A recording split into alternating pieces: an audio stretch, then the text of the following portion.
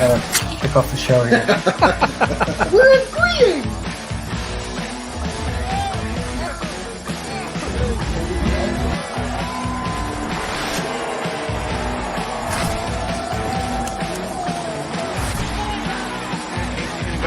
So cleaned up.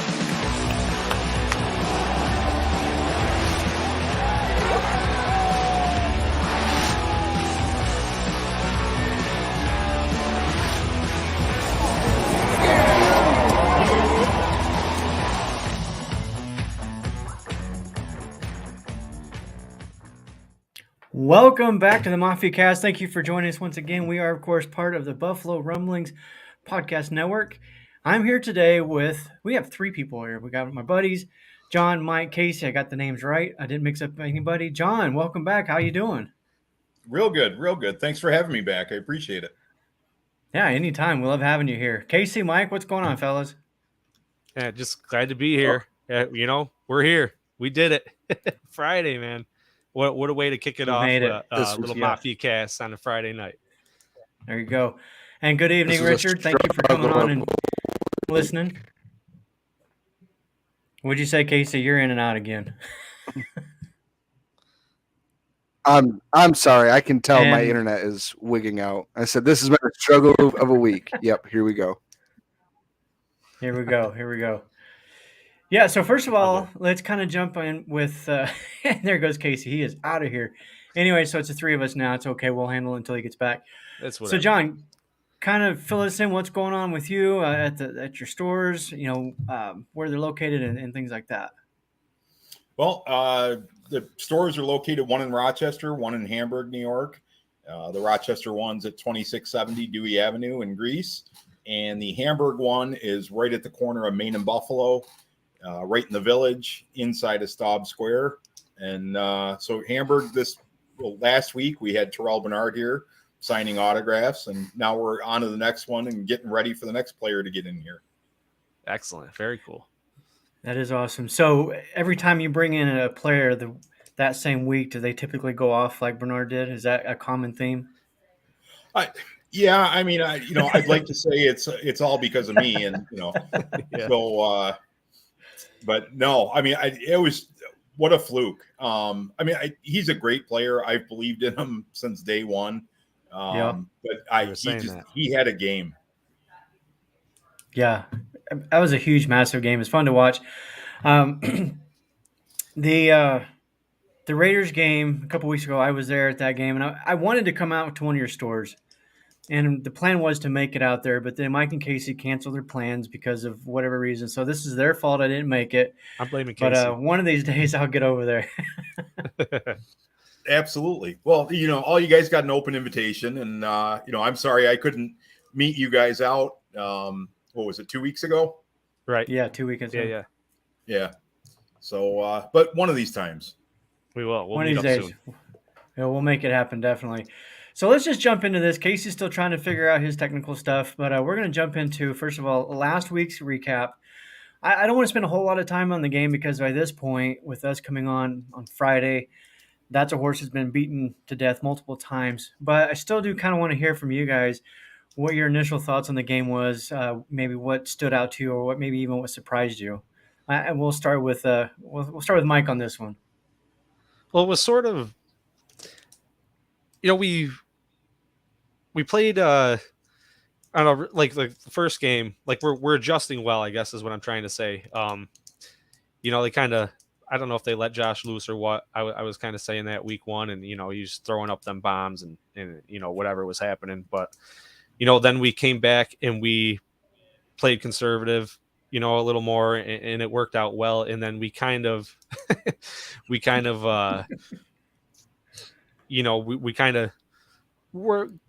we were conservative, but we're kind of stepping out of that comfort zone a little bit. So kind of easing out of it.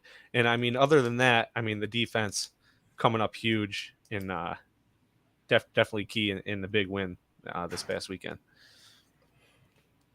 Yeah, it was defensively more than anything. But John, what do you think? What got you going on that game? I agree. I mean, the defense is just clicking on all cylinders. And, everybody made real big plays. Bernard's performance aside, the defense as a whole just got after it. And, usually you don't see this type of form this early in the season, but they're meshing together so well. And, it's great that they were all healthy. I hope Poyer's back next week. But I don't think we'll miss a beat this week on defense and the running game. They've managed to establish that this year, and it opens up the passing game more. So it's good to see that it looks like we've got everything in place finally. Yeah, I would definitely agree with that. Really quick, we got to put this one back up. Roy says Casey's on his rotary phone calling AOL now. For those of you that don't know, AOL rotary phone. A rotary phone is it's a thing you pick it up to call, and you got to turn this little dial. That's for the younger generation that's not aware. Yeah, AOL my grandparents' old farmhouse had one hanging on the wall there. Many years. Okay, we're on this topic of rotary phones. I have to tell this story. So, you guys, I think if you're on the show, you kind of know I work out at a dam just outside of town. There's actually a payphone located out there, right? And it's the only place I've ever seen a payphone in years. But I was driving through there, and there was a couple ladies at the payphone. So I was like, "Oh, what's going on?" So I pulled up there. I'm like, "Are you guys okay?" "Oh yeah, we're just calling my mom and giving her crap because we've never seen a payphone before." It was kind of funny, but sorry, I had to tell that story. But moving forward, Sterling, Roy, thanks for joining in. Appreciate you guys being in here. My takeaway from that game was, once again, Allen just kind of taking what was given to him. Aside from the one interception, which I was fine with that in that situation. If nobody else, let me rephrase it.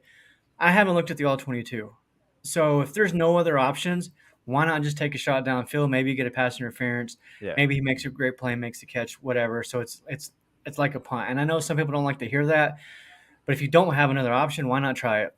We were in a comfortable spot, right? Yeah. So, but Von Miller could be back next week. And the way these guys are playing, and then you plug him into the mix, it's going to be amazing. It's going to be awesome, and I hope that we see more of the same this weekend. But we will get into that here in just a little bit. But Casey is still not back on. He's trying, so maybe we'll get his recap on the game here in a little while.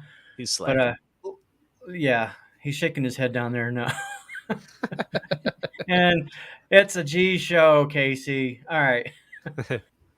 So we're going to kind of start going into this game a little bit. And before we do that, though, I was running some numbers, and I was a little bit surprised. So I know it's a 17-game season. So 1,000 yards for running back, not really that big a deal anymore. But James Cook is on pace for just over 1,500 yards, 1,513 yards. And unless you guys saw my Twitter post, you might know the answer to this question. But when was the last time the Bills had a running back rush for over 1,500 yards? I saw anybody this. that knows can answer. I can't remember, but it was long Is there ago. Anybody listening right now in the comments that can tell me? I'd be shocked if anybody knows this. I'm going to take that as a no. 1976, the year I was born, was the last time a Bills running back ran for over 1,500 yards. Of course, that was O.J. Simpson. I believe it was 1,500 and I think 3 or 6, something like that. But and again, I know we're talking a 17-game season, but still 1,500 yards in a year. If he reaches that, that will be incredibly impressive. He's already leading. He's not leading the league in rushing yards, but he's right up there, I believe, in the top 5. Let me ask you guys, and we'll start with Casey. Can you hear us? Are you good? And that's a no. So I'll start with John on this. Do you think that James Cook can keep that pace and hit 1,500 yards this year? I don't think he's going to hit 15. I think he'll definitely break 1,000. But I have a feeling that other teams are going to catch on to him a little bit and try to shut him down, which I'm okay with because we got Allen in his arm and, a few weapons there. And, at that point, maybe we'll see more use of Kincaid or somebody like that. And, but 1,500, that's a tough cookie to break, but I think he's in for a solid 1,000. Yeah. So when was the last time it was 1,000? Do you know that offhand? I mean, like you said, it's a Maybe. lot more common It was. now, I was going to say McCoy. I right? think was Okay. the last one. Yeah. Yeah. Since then, I think the highest we've had is 800 something from Singletary. Which, like I said, 17 game season to get. I'm going to say only. I mean, I probably couldn't do it, I'm sure, but 800 yards in the NFL in 17 games, that's only what, like 50, 55, 60, somewhere around there yards per game. Like, well, even less than that, because I think 1,000 yards in a 16 game season, 1,000 yards would have been 62 yards per game. So we're talking 800 yards in a 17 game, like 40, 50 yards. But that's okay because, like John said, we've got Josh Allen, we've got the arm. This is not a running team, and that's fine as long as when we do run, it's effective, which so far it has been. And Cook has been breaking off a couple of nice runs these last couple of weeks as well. But John Robert, I think somebody put it up just right now, a little bit ago, but Cook is currently third in the league in rushing. Probably before last night's game because Montgomery had a nice little game in last night's game. If anybody was watching that, I think 121 yards. Did not have him in any of my fantasy football matchups either, but that's okay. With the Bills going into this game with Poyer out, I think everybody's probably heard that by now. Jordan Poyer's not going to play Sunday. I actually put up a poll on Twitter to see what people think who should start. Not necessarily who they think will, but who should start in his place. And I included Cam Lewis, Taylor Rapp, and then Damar Hamlin. And I was a little surprised that I think it was close to 20% said Hamlin. What do you guys think about? Well, let me back up. So we were talking about this earlier today, right, with me, Mike, and Casey. And Casey has a phobia of Cam Lewis being in the game. And it's funny because when he mentioned that, I told him, I said, I feel like a lot of fans only remember that Justin Jefferson catch. And when I put that poll up, sure enough, there was a handful of people that mentioned that. What do you guys think, though? John, we'll start with you. As far as will it be okay with Taylor Rapp? Are you expecting Taylor Rapp to be in the game? Do you think it should be somebody else? What are your thoughts on it? I think it probably should be Rapp. I'm not a huge fan of some of his antics and the way he plays a little bit, but I think he's probably the smarter choice over like Hamlin. Hamlin, I think everybody's just thinking with their hearts. Don't get me wrong. I'd love to see him out on the field and making some plays and getting back into the groove. But I'd say you got to go with Rapp, and if he struggles, then bring in Hamlin. Casey or Mike, sorry. Yeah. So I'd agree. Rapp probably definitely at the top, and then so it makes me wonder, who's next underneath that's gonna fill in for Rapp's role, and who that's going to be, and if Cam Lewis could do that. Who are we was there one other we were talking earlier, or no, that was it? Cam Lewis, Hamlin, or Rapp. Right. So it's Hamlin and Hamlin and I just said it. They haven't been active this year yet. Is that correct? Cam Lewis? Or no, he is on special teams. Lewis has been, yeah. Right. Okay. Yeah, this will be the first time that Hamlin that we know of. I haven't seen anything official that Hamlin's going to be active, but I assume he will be. Right. So we're going to have that spot now. We would probably move Hamlin in. Cincinnati had one of the Bengals fan pages had posted that Hamlin is going to be active for the game, but that's Cincinnati, so that makes sense. Right. But still doesn't mean that he's coming in and filling that role immediately for Poyer. Right. Well, so I think we all agree. And I saw. Yeah, and I would think that probably Rapp will be the first one in. But there was a tweet that I thought was kind of interesting, though, and depending on who comes in will be dependent potentially on the situation and the circumstances. Because Rapp is more he's more like Hamlin as far as down in the box type of safety. Yeah, great run support, maybe a little questionable in the coverage. Whereas I think Lewis is the better coverage guy of the three. So I could see that. I could see where they're like, okay, it's 1st and 10. Maybe that they have Rapp or Hamlin in the game. But there was also another tweet from, I believe his Twitter handle is Pierre Kingpin. If you follow Bill's Mafia on Twitter, you know who that is. But he commented, he went back and watched all 3 of the Dolphins games, and he was actually surprised that the Dolphins are not a pass first team. They are running really, really well, and they're getting the pass off of that run game. And I kind of saw that in the preseason, because all 3 of their games in the preseason, the Dolphins are running all over people. And you kind of chalk that up to, well, it's preseason, but they're doing it again this year. So for that reason, I would not be surprised to see Hamlin in the game over maybe Lewis. I do think, like I said, I think Rapp ultimately gets the start, but maybe they swap them. Maybe they do a little platoon. What do you guys think? Right. I think so, because there's the situations, well, like we're saying Rapp's going to replace Poyer, but there's some times when Poyer and Hyde are both in the game and Rapp is too. So you definitely got to see some different looks, certain situational schemes, and mix it up, get other guys in there. Yeah. So there's some comments here. First, I'll go back one. Like I said, Lewis gave up the catch to Jefferson. I think Jefferson make that catch on anyone. Well, the issue was not that he made the catch on him, but the fact that Lewis had his hands on the ball and was trying to intercept it when all he needed to do was just punch the ball out of there, and that game would have been over. Yeah. But I'm just saying, the talent of Jefferson, you can't let that overshadow, someone's Yeah. whole capabilities over one play. Well, one thing I've learned about Bills fans is they do hold a grudge. Yeah. They do not easily let things go. But and then Scott here, Finns are really good. Going to be a rough game. Yeah, we keep hearing that a lot. Moving on. Hey, the Raiders were talking a lot of crap too when they came into town. Yeah. So we just stayed humble, and we'll see. I believe that's supposed to be Benford at safety before we see Lewis there. I don't agree with that. I think Benford is the starting CB2, period. I don't think they move him around anywhere else.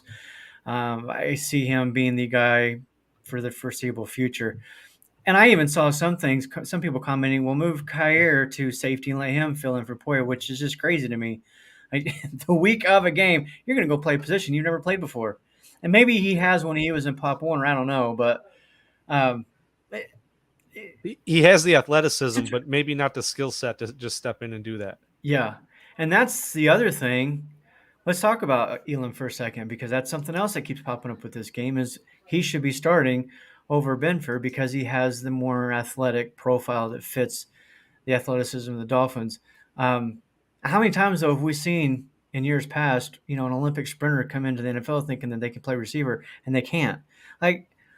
Yeah, it's great if you got all the speed and everything, but he couldn't beat out Benford and he couldn't beat out Dane Jackson. I don't want him on the field right now. I don't care about the matchups. I think Benford will be fine. Are the Dolphins going to make some plays on our secondary? Probably. But, John, what do you think about Elam? Do you think he should come in? Should they platoon the position or just roll with Benford and hope for the best?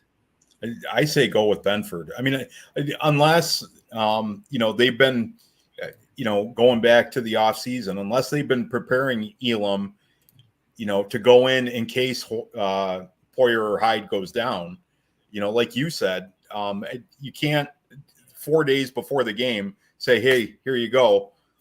We're throwing you in at safety and, good luck. Yeah. Right. I mentioned this earlier about, I'm not sure. It says O'Neal. I'm not sure who they're referring Saran to. Neal. Saran Neal. Okay. He can play this position also. He did play well in the preseason, as did Cam Lewis. I kept seeing a lot of reports about the two of them were having their best camp. But again, that's preseason. I want Rapp in there as far as that goes. And I'm sorry, I hate to say it, but I don't want Elam on the field. I just don't. There's a reason why he couldn't beat out those two for the position or even the backup role. So why would we put him on the field against arguably the best offense in football? It just doesn't make sense to me. Not now. Casey, are you in here? Can you hear us? Am I here? Am I alive? I hear you. Yes. Is there something else I can help with? Oh, Siri. Siri's Stupid talking. Siri, shut up. Don't talk to me like that. I didn't say that word. I don't know who said that word. Anyways, all right, Casey.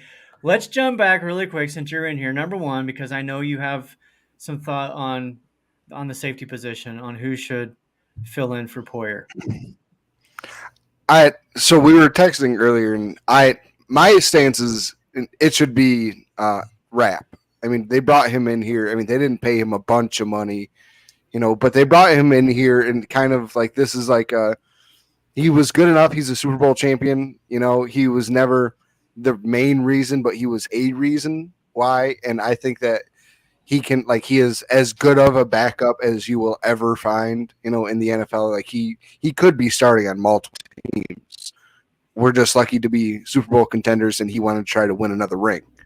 And I'm sure having Von Miller on this team helped, bring him along. Cam Lewis, this is where Ronnie and I differ, to where I believe he's only on the team for just because he has that ability to play. He's the primary nickel backup, and he can play safety. And I think that's what keeps him available, because it keeps that extra roster spot. Like somebody like Hamlin who only plays safety, they would have to carry Cam anyway to play nickel. So if they keep Hamlin out, they're like, okay, he's good. Cam is good enough at safety to where it covers, it's worth it to keep that roster spot. Then that's the only reason why I think he's there over Hamlin. I think Hamlin's a better actual safety, better at that position one-on-one, but just the versatility for Cam is what keeps him active and on the team. And right. I would actually agree with that. There's a lot of guys on this team whose versatility is why they're here.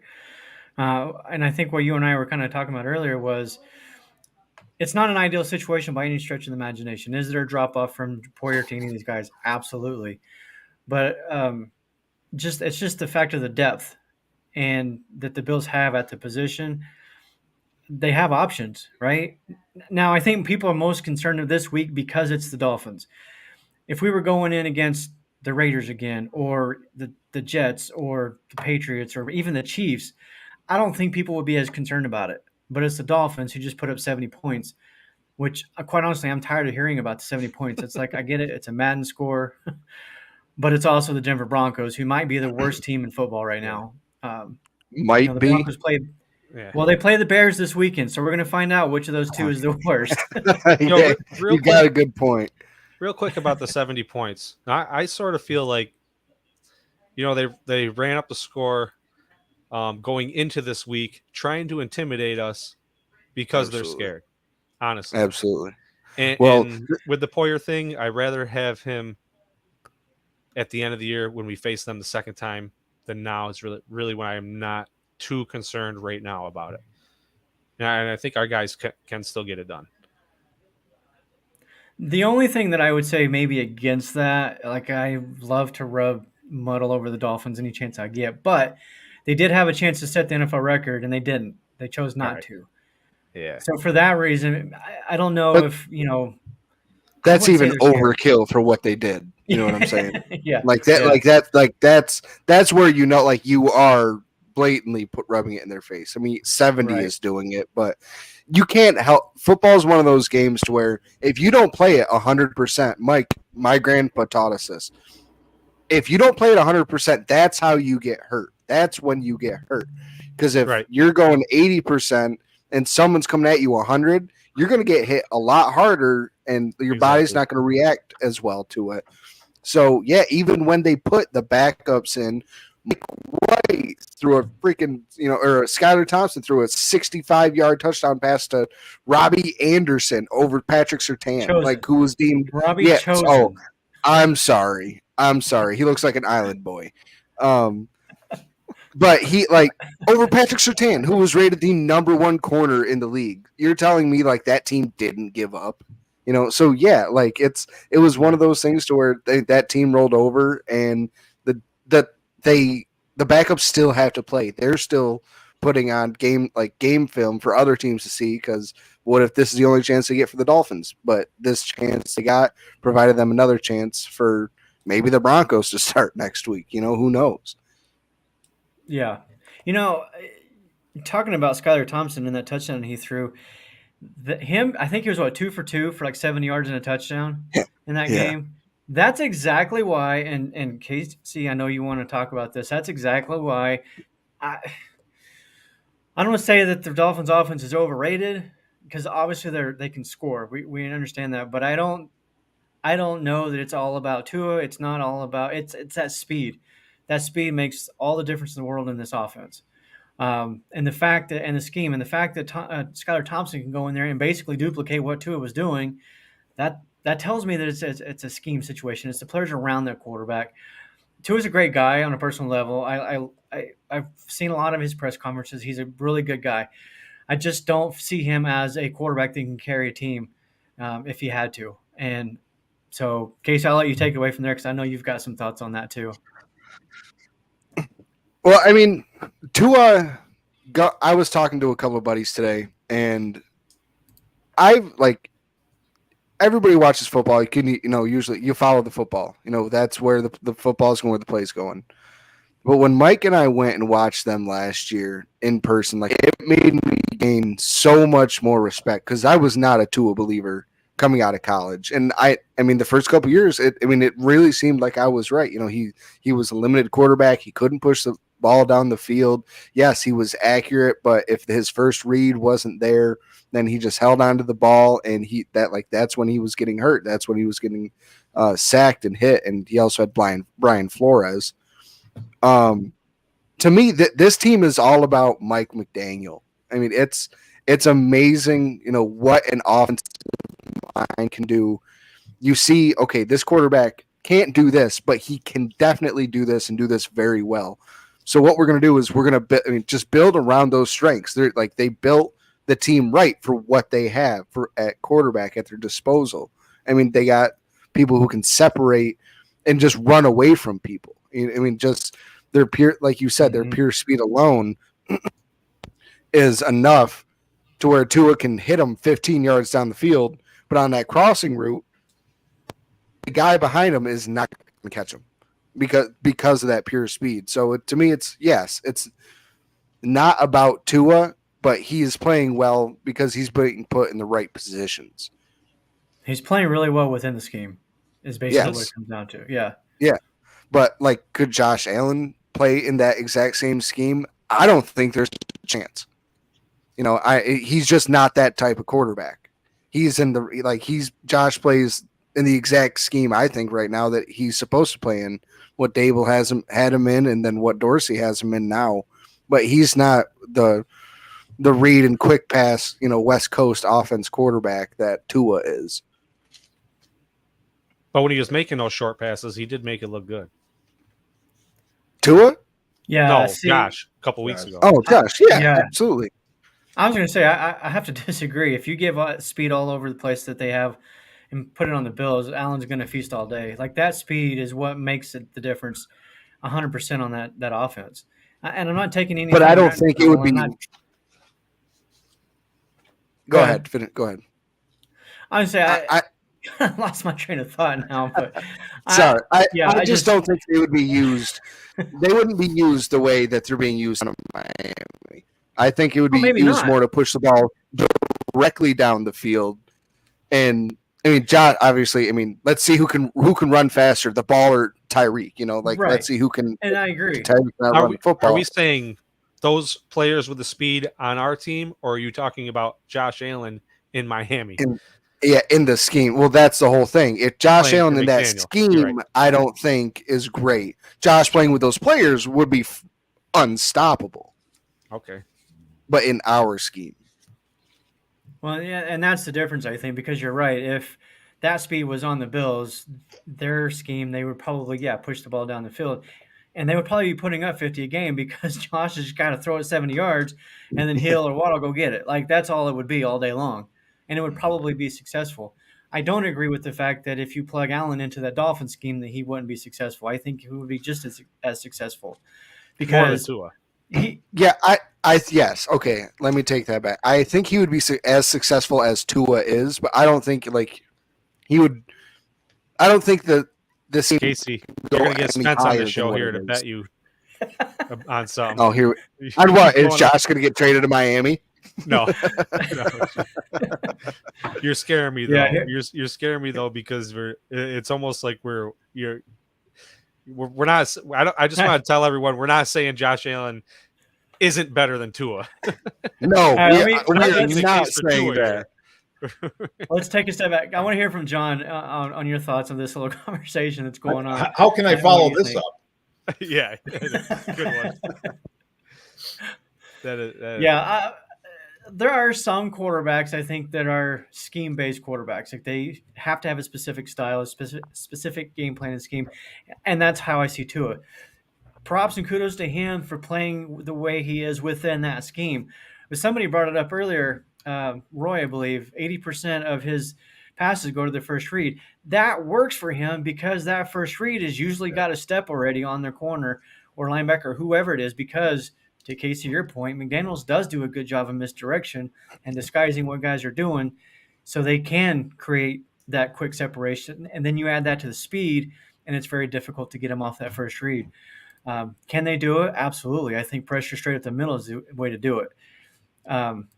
So before we get into that, though, let's go ahead and talk about. I mean, we've been talking about this game anyways, which I knew I was going to get to this point because this is a big game, guys. This is a huge game. I know it's only week 4, and even if we don't win this game, I'm not concerned about the season going forward at all. But I don't want to hear Dolphins fans.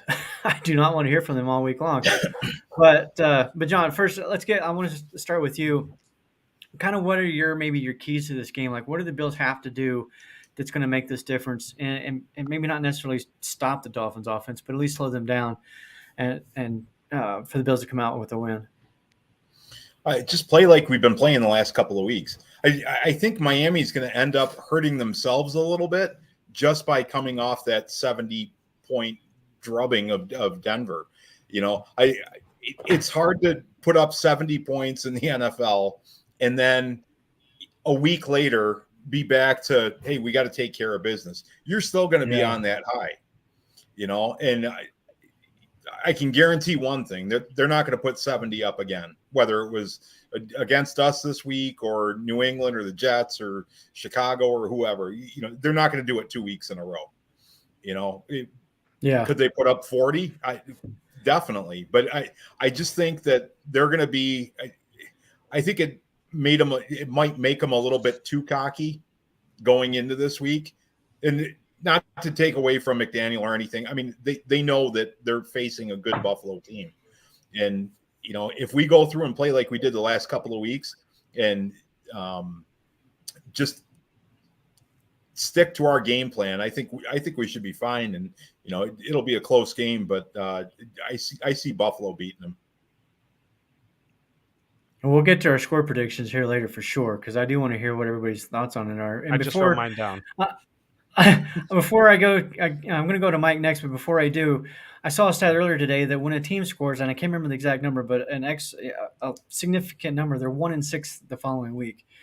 So to your point, John, yeah, it's hard to follow it up.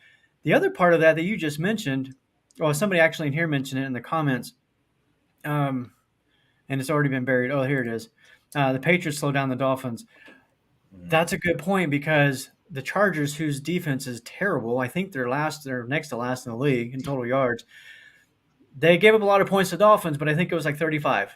It wasn't 70. The Patriots held them, I think, to 24. So to go in here and then almost from all the comments all week long from other fans, from the media, all I keep hearing about is can the Dolphins offense is this, it's that. Can the Bills defense stop them? But before I go too far down that rabbit hole, Mike, what are your thoughts on this? I forget now. No. So obviously, the Dolphins are going to stretch the defense, with the speed. So we're going to need to stay consistent. Do what we've been doing. John's guy there, Bernard, he's going to, if he strings together another one of these sweet games, we're sitting really pretty, I think. So like the middle of the defense, I think is focused. Don't lose the top, but watch out over the middle. Don't let them, try to limit yards after catch, if you can. And other than that, the offense just stay consistent and kind of do what they're doing, conservatively, not that, chucking it up there, chucking up prayers or anything like that. Yeah. Well, I mean, even with that, Allen has had his way with the Dolphins for a long time, pretty True. much since he came into the league. 9-1. You look at you look at the Miami's defense that nobody's talking about, and there's a reason why nobody's talking about that defense. They're not that good. They gave up, 20 points to the Broncos. That to me is a lot because Broncos are terrible. They are so bad.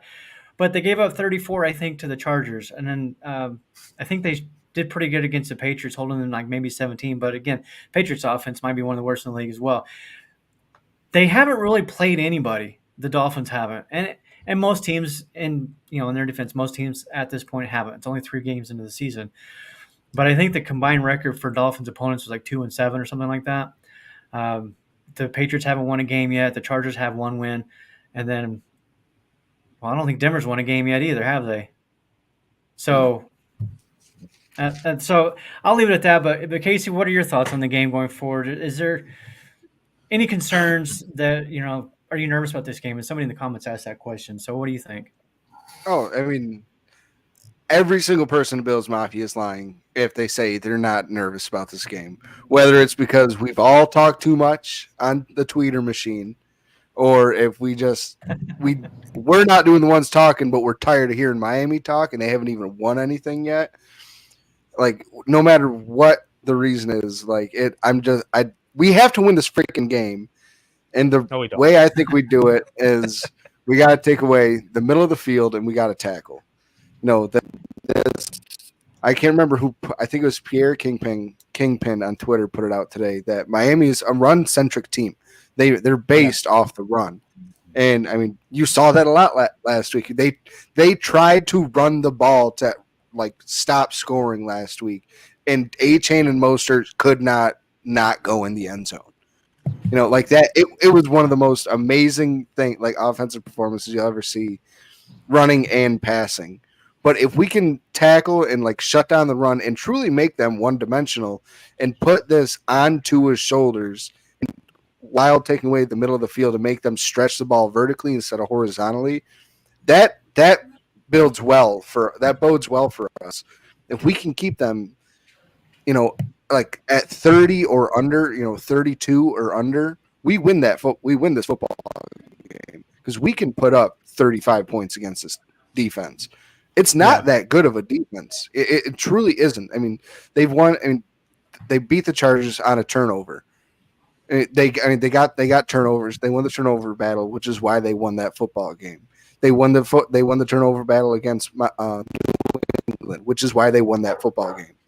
They don't do that. They only have 1 win, and that is why. And that's the 70 point. That's the 70-point game. Other than that, their defense is still suspect at this point. So I think we just got to take away the middle, take away the run, and let everything else fall to us. Yeah. I want to shout out here to Jeff King. Thank you. We appreciate that. His comment, people are wondering why we're favored in this game because we ain't no Jesus show, so I won't repeat that. Broncos, go Bills. Go Bills. But he's right. And somebody else put up in the comments earlier that the bottom 3 defenses in the league, Bears, Chargers, and Broncos, and the Dolphins have faced 2 of them. We saw this last year too, actually, with the Dolphins. It was like, oh my gosh, the Dolphins are on a tear. They're destroying everybody. Then they ran into teams that actually can play football, and they went downhill from there. And I'd be curious to see the numbers on how many points the Dolphins have scored against the Bills defense since McDaniels arrived, because Buffalo, they've done a pretty good job against the Dolphins offense in the past. The one thing that does worry me a little bit with this game is I think the Dolphins are running the ball a bit better now than they were in the past. But I think our defense is going to be up for the challenge, and I want to hear what you guys think about what I'm about to say. But all this talk all week long about how great the Dolphins offense is, do you think that the Bills defense is listening to that and be like, okay, that's cool, y'all keep talking? Mm-hmm. Mm-hmm. They're like I am. Ever since that Raiders game when we heard the Raiders fans talking crap and we were all just like, yeah, okay. And then there was a point in that game where I was worried. I mean, early on we're going weeks ago, but I like staying humble and hearing the trash talk, and I like to think it does motivate us. Yeah, And I think Miami fans forget that, what was it, back in 21? We beat them by 30. We put 56 up on them. with our backups. Yep. backups in the second half. Yeah, I remember that game. Yep. Okay, I keep so kicking the corner into my desk and moving my camera. Ronnie, you wanted to know how many points that they've put up in the McDaniel era against us. Yeah. So every game, I got to say, it's gone up. 21, 29, 31. So, Okay. I knew there was at least 130 point in there. It's tapering. And the only game they won was when they scored the least, 21 points. And that was the game Interesting. played on the sun. Yes, that was a game played in the middle of the earth, exactly. So that means, it's kind of coming full circle to what we all learned in the Super Bowl. It's not really defense wins championships anymore. It's the high scoring offenses that can, mixed with, yes, a good defense, but 31 points, 32 points, and you're still winning a football game. That Super Bowl was a mid to high scoring football game last year. It's these offenses are going to win it that have the halfway decent defense, and our defense is way better than Miami, and that's what gives us the big advantage here. It's by far. we can go. Defense. Yeah, I don't. toe to toe with the I don't best know what of the them. Dolphins. Yeah, I don't know what the Dolphins defense is ranked, but I know Buffalo's is number 2 currently, behind I think the Jets. Somebody correct me on that if I'm wrong, but teams have scored on the Dolphins, and I know that they can put up a lot of points. And you're right, Casey. I think this league has changed where it's no longer defense wins championships, but when you have two, I don't want to say equal offenses, because I do think that, as far as the scheme and the coaching and everything, the Dolphins do have the better offense, especially at this point in time. But when they are kind of close, the defense does matter at that point. And I do think that the Bills defense is going to make some plays that I don't see the Dolphins defense doing. And I think that's a difference in this game. But again, we'll get into the score predictions here in a little bit. And I want to get into some of the comments here.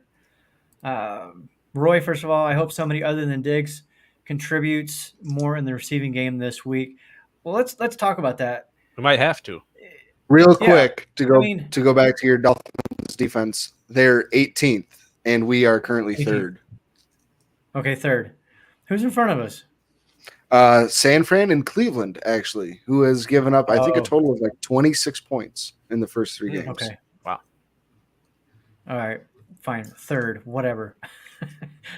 So, as far as the Roy's comment here, other than Diggs contributes more in the passing game this week, I don't necessarily think that's really an issue, because we have Diggs, and then Kincaid has contributed, Knox has contributed, Davis has contributed, all of these, and Cook too. All of these guys in their own way throughout the game is contributing. I don't necessarily need to have a guy go over 100 yards receiving that's not named Diggs. But if you've got 4 guys that combine for 150 to 200 yards, that's great. I'll take that any day. What do you guys think? Somebody else mentioned here Kincaid going off for this game. T. Dobbs here says Kincaid's going off for 2 touchdowns. Book it. What do you guys think about that? I'm not using that as my free parlay in DraftKings this week. Sorry, T. Dobbs. I do think that Kincaid could have a good game this week, though. And just due to the fact, they have Javon Holland, and I got to be honest, I don't know their other safety's name. It's because they're not that good. Always. Well, Javon Holland's pretty good. I got to give him credit. Well, I'm talking about the names, people you can't name. Yeah. But they've got Aziz. I think Aziz went down there from San Francisco. Who's a great linebacker. I was big into the camp that the Bills should have went and got him this year. Glad we didn't. John, you were right. I'll give you credit where it's due. But I think Kincaid and Knox, it definitely could be the 2 biggest mismatches in this game. Yeah. You guys are making me think of, we were talking about the schemes earlier, Josh Allen in this scheme or that. But what this makes me think is how similar they are, because the different looks, the motions, the misdirections. So, the more of that we try to work in, and maybe beat Miami at their own game, then we could see Kincaid really have a decent game. I don't know if I want to say a breakout game, but hit that next level. Putting up some stats, scoring, whatever. Yeah, John, what are your thoughts on this? Yeah, I'd love to see. I'd love to see Kincaid go off. I think what I hear today, the over under on Kincaid for yards is like 46 this week because he hasn't come close to it. And I think if he could get 70, 80, maybe 90, it'd be a great week for him. Could be a great week for us. Take the pressure off of Diggs and Cook a little bit, and just kind of confuse Miami and throw them off their game plan. Yeah, I've seen a lot of people this week on social media talking about Kincaid having a breakout game. I honestly don't know where that comes from, to be honest. Like, he hasn't really done anything for me that makes me think that's coming. And I'm not saying he's playing poorly, because he's not. He's getting targets. He's making plays. I don't think he has maybe one drop this season so far, if any. I know there was one in this last game, I think, but I don't know if it's credited as a drop or not. But Knox is still the number one tight end on this team, and unless that changes, I don't see Kincaid having that breakout game that some people are hoping for. And I also think some of that hope is coming from what Sam Laporta is doing over in Detroit. Like, the kid's having a phenomenal season. He's making a very legitimate run at Rookie of the Year. But you look at Detroit, he's their number one tight end. They have Amon St. Brown, and then who? So That's it. That's it. Yeah, he kind of steps into that number two option already. Now there's a potential of Jameson Williams, I think, comes back. They changed the gambling situation, so he's going to be reinstated after this week. His suspension got reduced to 4 games. Really? So we'll see. Yeah, so we'll see how that affects Sam Laporta going forward, or if at all. Maybe it won't. But so Kincaid, to me, I know he's great. People love him, and I can't wait for that breakout game. And I think long term he's going to be one of the best tight ends in football. But right now it's Diggs, it's Knox, it's Davis. We're starting to see a little bit more of Hardy sprinkled in there. We've seen some of Shakir sprinkled in there. There's just so many guys on this offense that are just kind of spreading the ball around. I just don't see an avenue where he can break out. Well, and last game, you could tell they were trying to get the ball into Trent Sherfield's hands. Like, it was, like, he hadn't gotten a touch all year, and right away, it seemed every single time, the first 4 times he was on the field, Josh was looking his way. He was one of the first 2 reads, and it resulted in a catch. But there's so many mouths to feed. There's fantasy people are going to hate this, but the only fantasy relevant people are going to be like Josh Allen, James Cook, Stephon Diggs. Other than that, it's going to be the shot in the dark as to who's going to get the 30-yard touchdown pass. Yeah, a lucky Gabe catch. Yeah, the lucky Gabe catch. I'll get you 11 points last week, but that's maybe all they're like. That might be all they do. Yeah. I do want to address this comment here. Spin does bring kind of an interesting point. Brown is the reason why Kincaid will be able to outproduce Knox in games.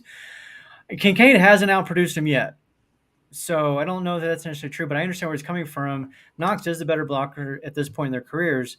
So if Brown is struggling, then yeah, I can see where Knox has to stay in and help protect Josh and help Spencer Brown, and that would potentially open up the door for Kincaid. But we're 3 games in the season. We haven't seen that yet. And we've seen Brown go up against Max Crosby. We saw Brown last week. Chase Young. Let's save it for later. Yeah, Chase Young. So Brown has been playing well. Has he been, perfect, great? No, not by any stretch of the imagination. But I do think Brown is better than people give him credit for, especially right now. He is playing well. You guys have anything to add on to that? There's some more comments I want to get to, but I want to open up for you guys to. Kincaid hasn't been used in the slot like we all expected him to. We expected him to be the main slot, the number 3 option on this offense, because he wasn't an inline tight end. He was not, we were told he was not an inline tight end. He was not going to block. He was not built for that. He's, the Mike Gesicki type. And what do we see him doing? We've seen him block and block well. He's been an inline tight end. has he lined up in the slot, but I don't think nearly as much as we expected him to. And whether it's he's still adjusting to the game, He's still a like rookie. one of our like I was gonna say, like one of our watchers said, he's a rookie. He's gonna learn. He's gonna get better. The game needs to slow down. Every pro always says, there's always one game where it all finally clicks and it slows down. They can finally see what's going on and see the whole field. So until he is a slot guy and deems himself the number 3 option on this team, and he's used like it, it's still going to be Knox, it's still going to be Davis, and it's still going to be Diggs. It's not like he's just still going to be another great complimentary piece. But the draft capital is what people are kind of getting worried about at this point. And I don't mind it. Why Kaiir Elam is such a big name that people want to see on the field. Yep. Personally, I don't care where you're drafted. If you're not playing, you can't get it done, then don't play. Like, stay off the field. I don't care where your draft position is. But exactly. There was one comment here. Kincaid getting around 5 targets per game, pretty much splitting targets evenly with Knox, and that is accurate. I don't remember the last game, but I think the previous games almost exactly 50-50 split between them. But Casey, to your point, they have been playing a lot more of that 12 personnel that we've talked about. And this is a question for John. Do you think maybe going forward we'll start to see a little bit more of Kincaid in motion and moving around the formation? And we're just not seeing it yet for a couple of reasons. But if not, what are those reasons? Yeah, I'm not sure. I mean, I kind of thought that he would, he'd be in a different position at this point. Sorry, I just got distracted. One of the other people walked by here, and I lost my train of thought now. What was the question again? Happy Friday. Yeah, I'm getting Casey syndrome. Yeah.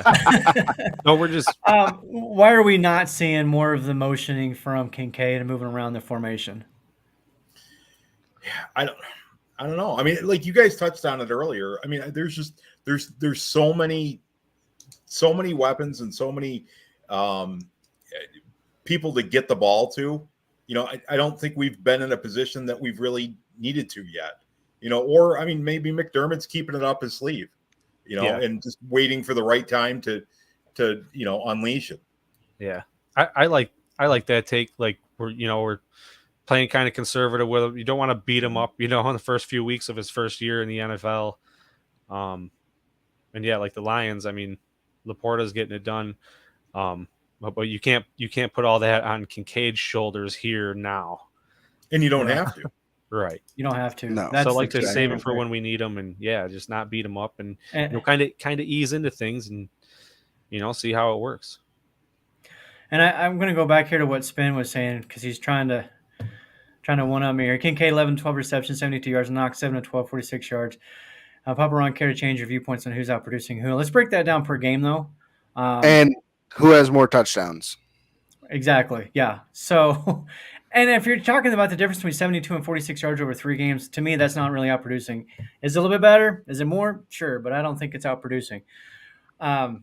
We'll see. Maybe he does have a big game this weekend and goes off.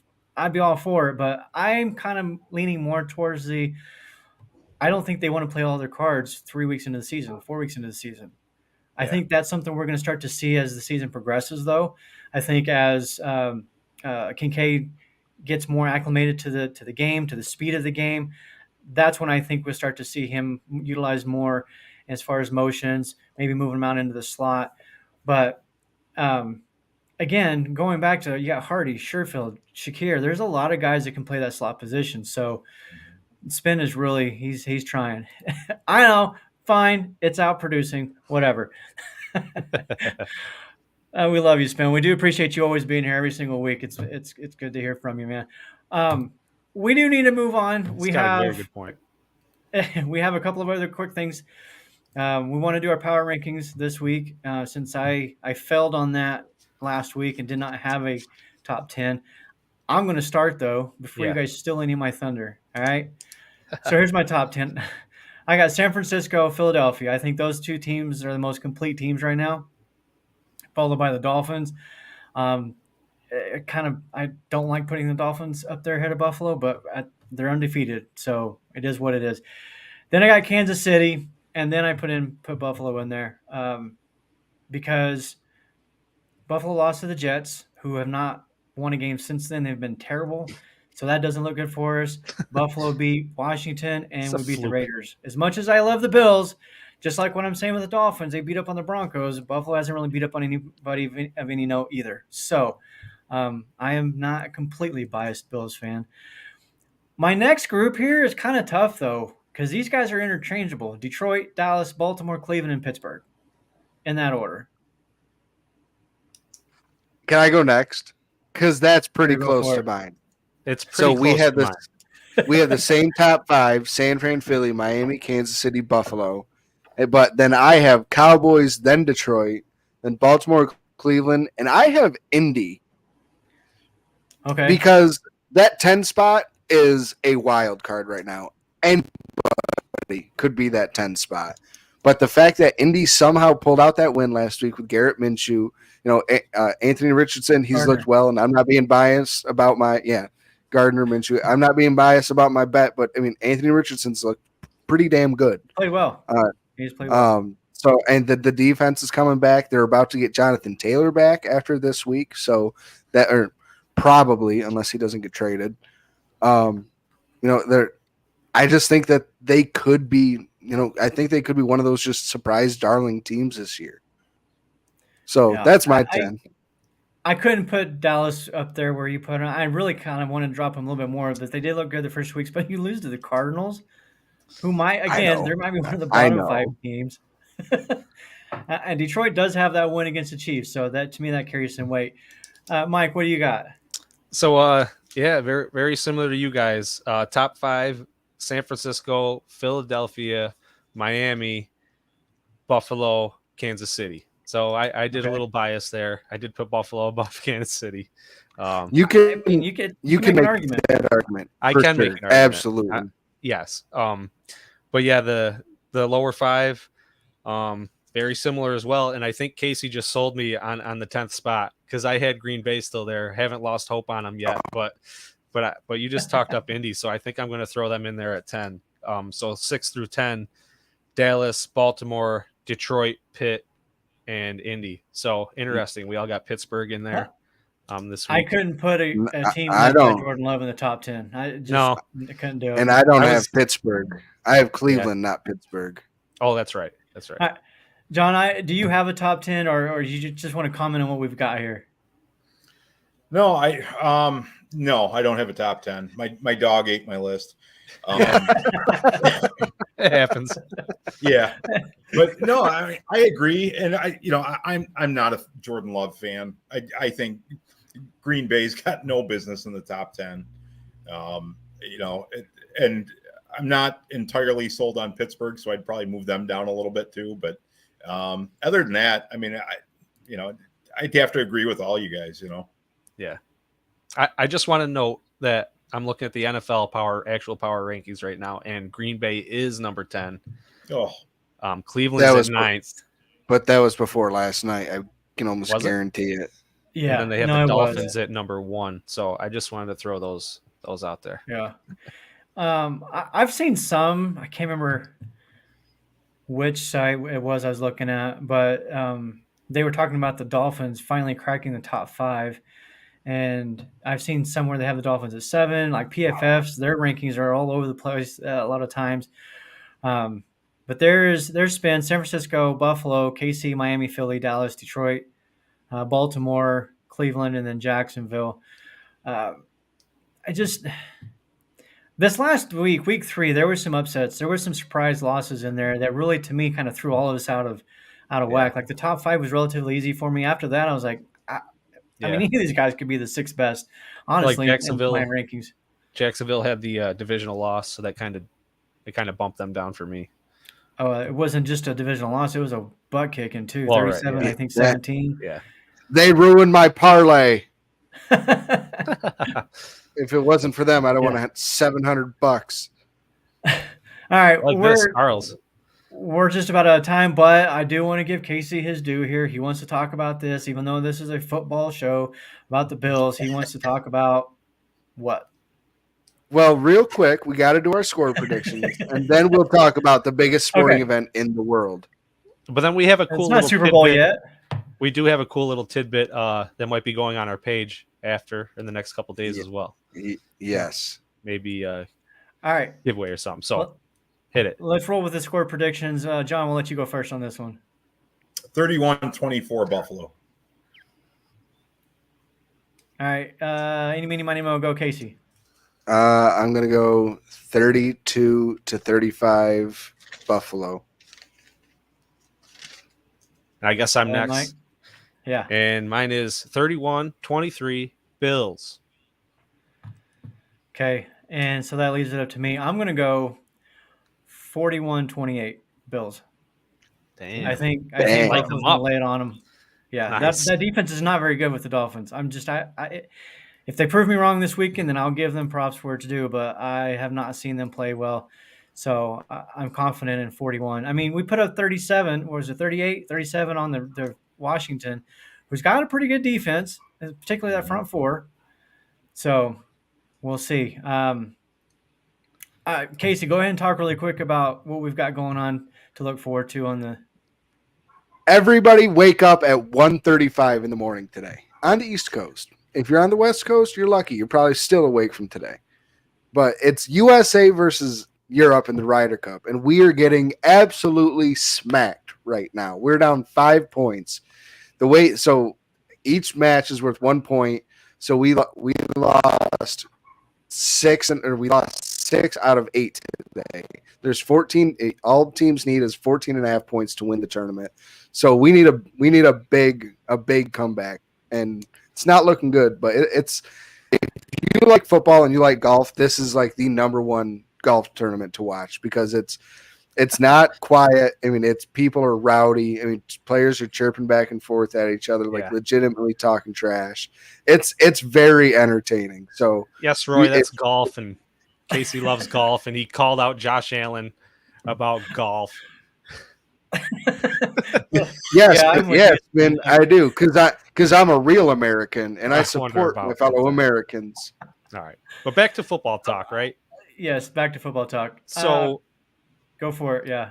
Yeah. So I don't know. In the next coming days on the show, our good friend John here might be hooking us up with something, maybe Bills player related, maybe Terrell Bernard, and might be some sort of giveaway coming on the page in the upcoming days. So like, subscribe, share both our pages, John's pages. You're going to have to do all that. So if you want to get ahead of the game now, you go ahead. John, and raise it up a little bit. Yeah. Well, I was going to say, maybe we could just have people figure it out by the hair. Yeah. There you go. There you go. Very cool stuff. That is awesome. So be looking forward to how you can get in on that and get yourself a Terrell Bernard. It is autographed, correct? It is autographed. Yeah. It's an 11x14. It's got a COA from me saying it's authentic. And actually, if you go to the store's Instagram or Facebook page, you'll actually see pictures of him signing that exact picture. Awesome. That's fantastic. So we're going to get out of here. If you're watching, please hit the like button, hit the subscribe button, share the show with all of your friends. We want to, bring all of Bills fans together, and even the Spins of the world who want to talk some crap to me. I'm here for it. So let's have a great time, and let's look forward to this weekend's huge divisional matchup with the Dolphins. And go Bills. Go Bills. Go Bills. Go Bills. Thanks, T-Dobbs.